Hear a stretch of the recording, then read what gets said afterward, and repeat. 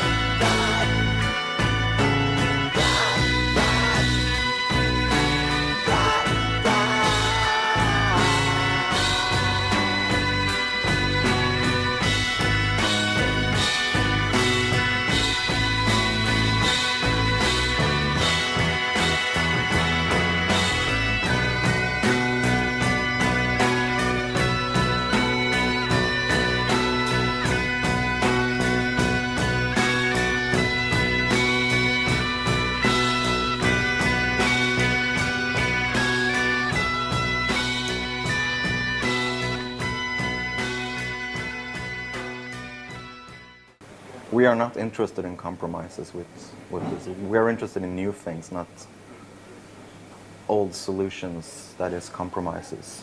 For quite long now been involved in freedom of speech issues, and this is a direct extension of that. So as personal, I see the Pirate Bay as a sort of organized civil disobedience to simply force a change of the current copyright laws and the general copyright climate. The Pirate Bay is very fun. It's a technical challenge to run it, and I really don't care much about people telling me what I can and can't do.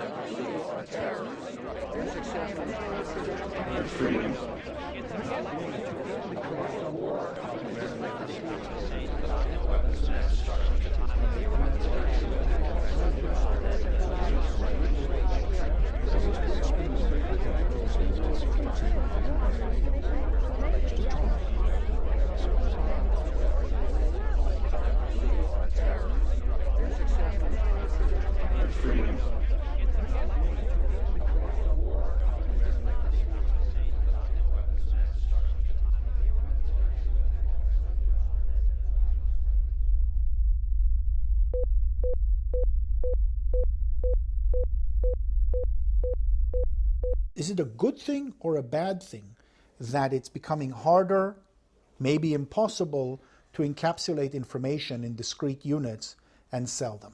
The simplistic answer, the answer that you get from Hollywood and the recording industry, is it's a disaster. This is not a film about piracy. The recording industry's been freaked out. The movie industry's been freaked out. The suits don't know how to think about this. This is not a film about sharing files. They put a lot of money into making those movies, making that music, so they want to get something back. But the way they're trying to stop the copying now, it's definitely not working. It's a film that explores massive changes in the way we produce, distribute, and consume media. Ever since Napster, the music industry has been trying to kill file sharing. Right? Napster was this huge global party of, everybody suddenly had access to the largest music library in the world. And what did they do? Well, they went after Napster and they shut it down. Napster, Aimster, Audio Galaxy, Grokster, iMesh, Kazaa, all of these companies were sued. And in the end, essentially, the entertainment industry succeeded in driving that technology out of the mainstream commercial field. The industry's turned to suing individuals, hundreds of individuals, ultimately thousands, now tens of thousands of individuals, for downloading music without permission. Existing players are trying to make certain things happen that, in retrospect, will seem kind of barbaric. If you're talking about the distribution of cultural material, of music and cinema, well, there is a long history of whatever the incumbent industry happens to be, resisting whatever new technology provides. Cable television in the 70s was viewed really as a pirate medium. All the television networks felt that taking their content and putting it on cables that ran to people's houses was piracy, pure and simple. The video recorder was very strongly resisted by Hollywood. There were lawsuits immediately brought by the movie studios who felt, in fact, who said publicly that the VCR was to the American movie industry what the Boston Strangler was to a woman alone. New information technologies provide Hollywood and the recording industries with fresh channels on which to sell products. But they can also open unplanned possibilities for their consumers.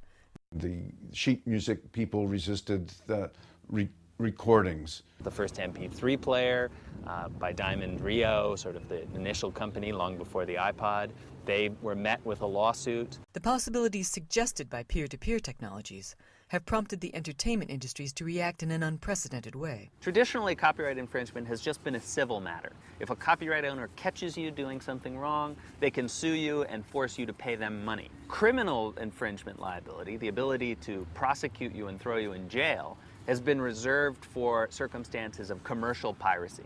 It's circumstances where, someone has made 500 copies, is selling them on the street as a competition for the real thing. Well, in recent years, copyright owners have not been satisfied with that.